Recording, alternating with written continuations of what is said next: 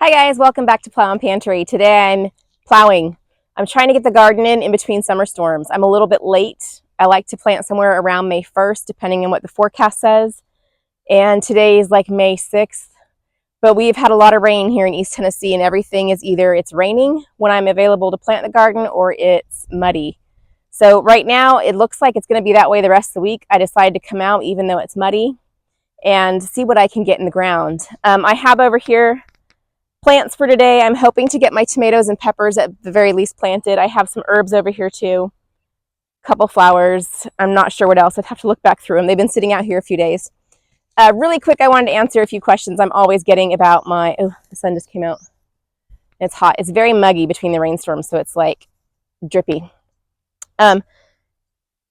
Questions I always get about the garden. Number one is, how big is it? I had my kids measure it for me once, and I forgot what they said. I want to say they said it was 80 by 120, which would, like 80 wide and 120 deep, which would make it 9,600 square feet. So I think it's a little bit over 1,000 square feet, smaller than a quarter of an acre.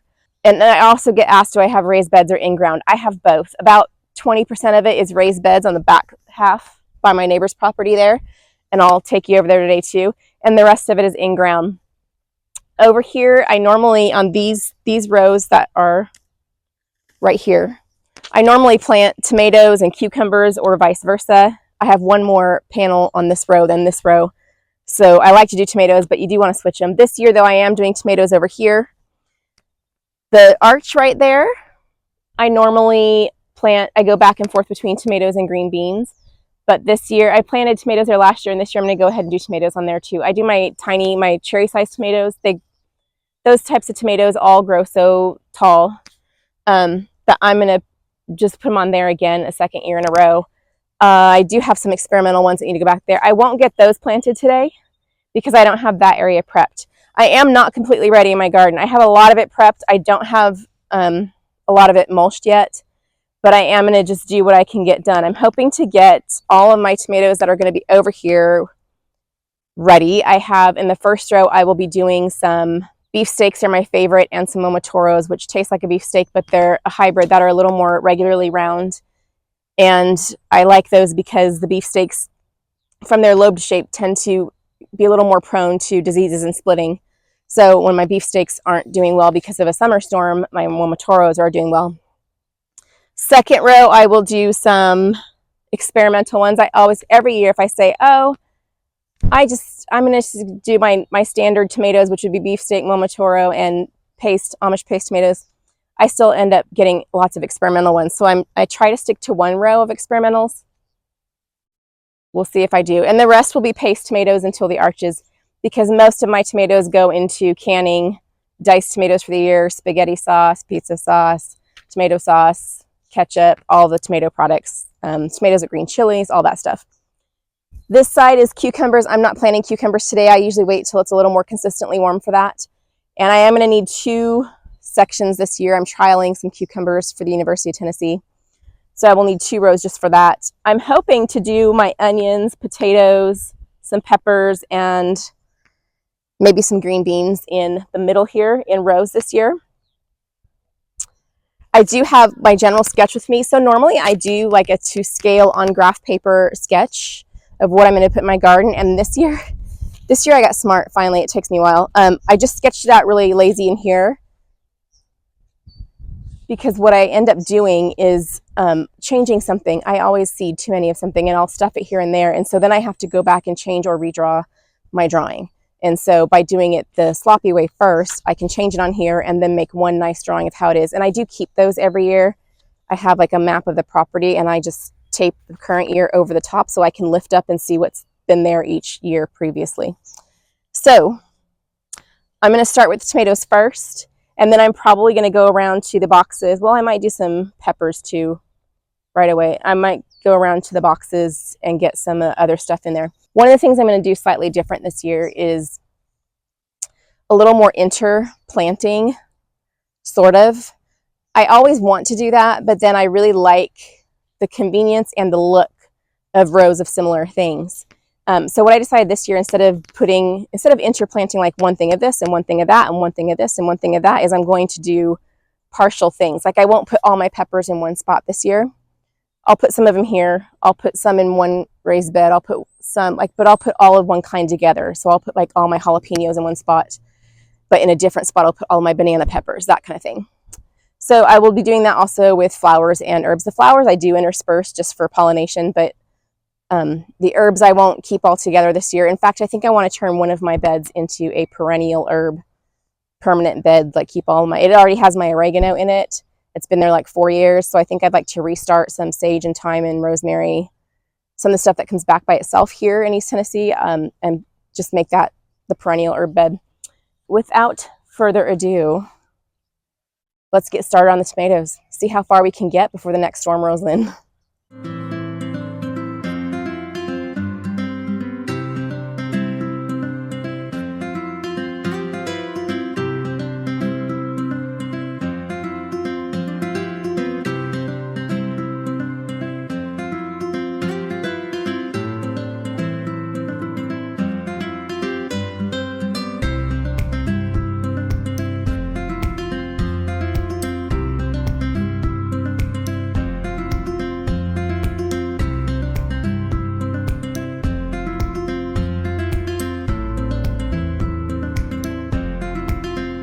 So I was going to do a nice little music thing where I go down the rows and plant all the tomatoes, but I only got through 3 rows before my phone said, "It's too hot in the sun, you need to put me away." So I had to plant all the rest of the tomatoes while my phone cooled down, and let me show you what I got in. I did get the tomatoes in, but nothing else.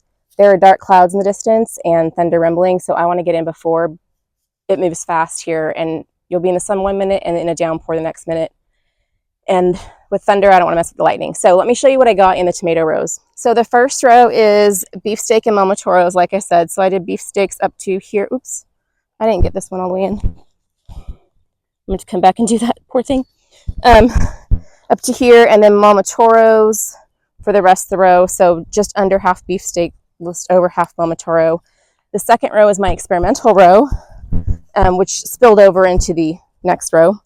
So here we have a brown sugar tomato, Dr. Witchy's yellow, which I have planted before but don't remember.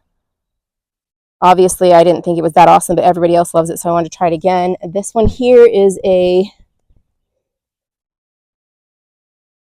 Marmalade Skies. I got 2 of those. Delicious. It's just called Delicious Tomato. 2 of those. And then another, I think I had more brown sugar. No, Big Rainbow is what these are. And then the next row, which I have not mulched yet, I have 2 Amish paste there, 2 more here. And then the rest of these were more experiments. Whoops, I just stepped on one. So that is a rainbow tomato. This is a great white tomato, a harvest moon tomato, and a black beauty tomato. These should all be fairly large, or at least larger than a cherry sized tomato. Okay, this entire row is Amish paste, and this entire row is Amish paste, and then this row is paste tomatoes that are experimental.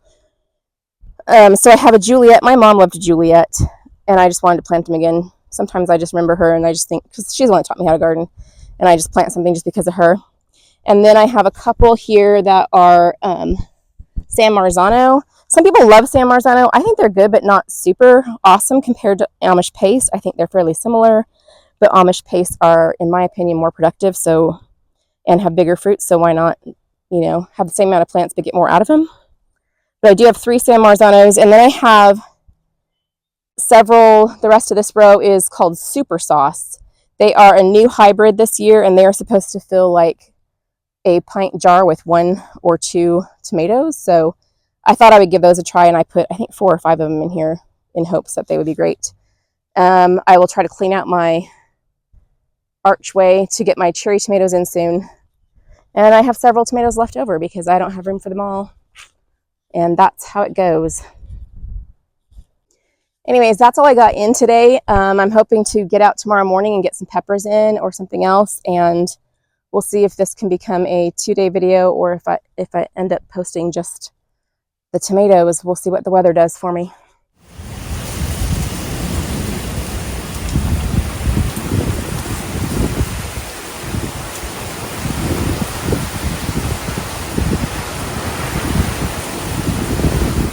Okay, we are several days later now. We had a system of storms come through that had some hail and some wind and some severe weather. Locally, there were some tornado, not local, our area, but around us, there were some tornado warnings. So it's been like 3 days since I've been out here. Some of my tomato plants did not survive that. I do have, most of them did. We're not in too much of a pinch here. I do have some extras. I've got 2 beefsteaks and 2 momotoros missing up here. And a persimmon, that was an experimental one for me that I really wanted to try. I'm not sure if I have more of those.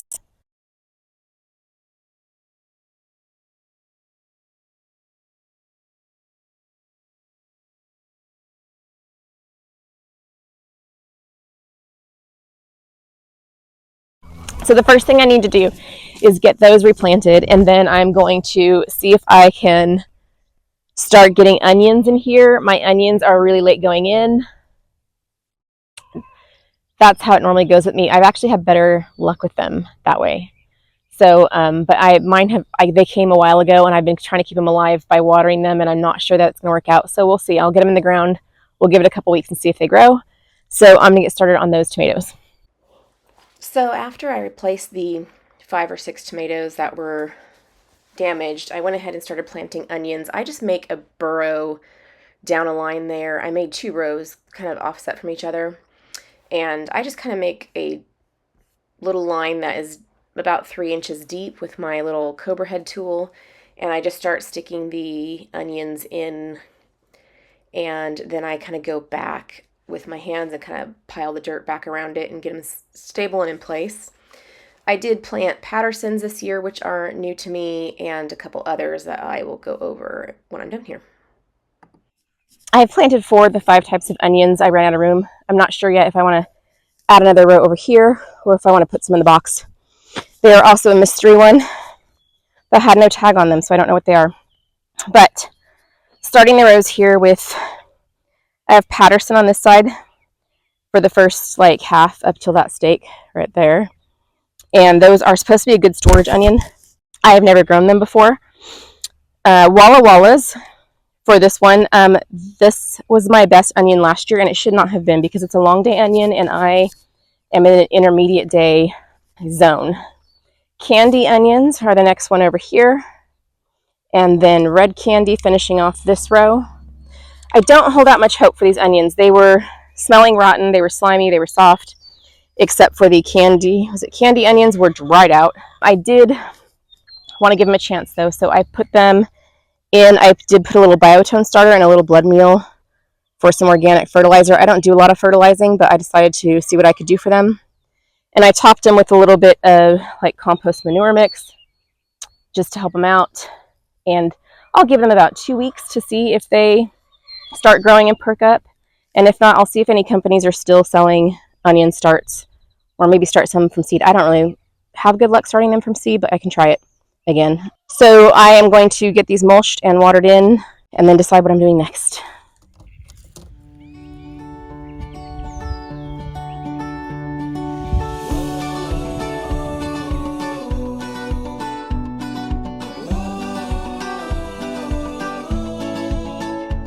Okay, even with my string, I'm not sure I got these straight. These are all sweet peppers in this row. It is not all my sweet peppers.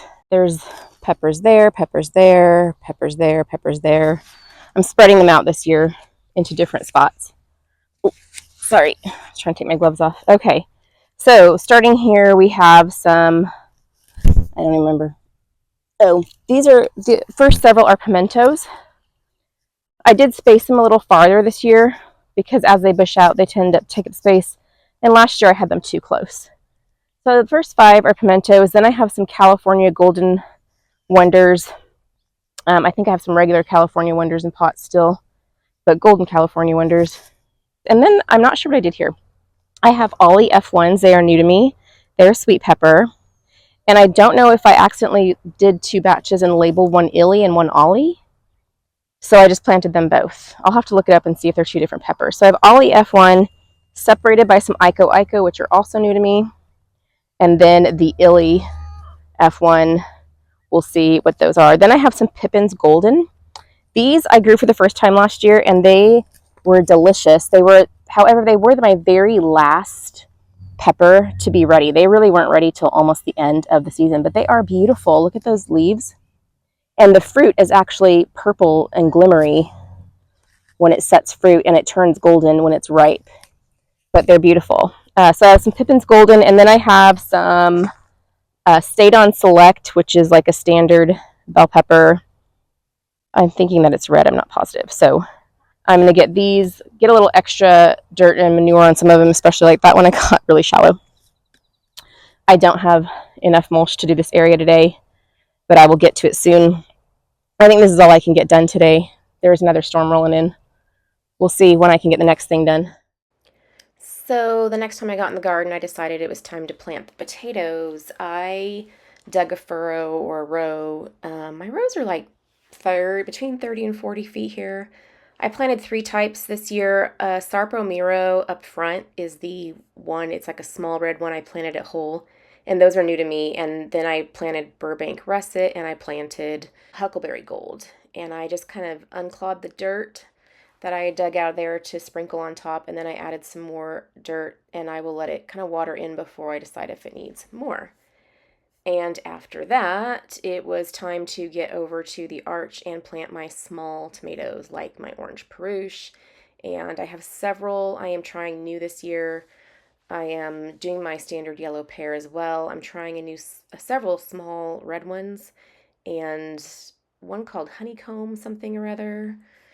Couple of exciting things to try because I am not settled on favorites other than orange peruche for the small red ones. I do love sweet 100s, but you can't find those anymore, so I am planting a few super sweet 100s. I don't love sweet millions. I know that's a go-to for a lot of people, but it's just not my favorite.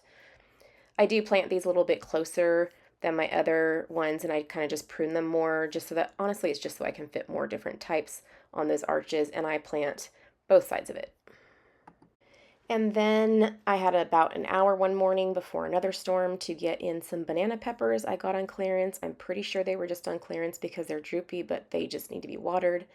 I also put some Kilimanjaro marigolds in the ground with them, and a few onions that I had started from seed that I was just working on over in the corner by the garlic. And that's the story of how it took 2 weeks to get 4 days of gardening done to get it started this year.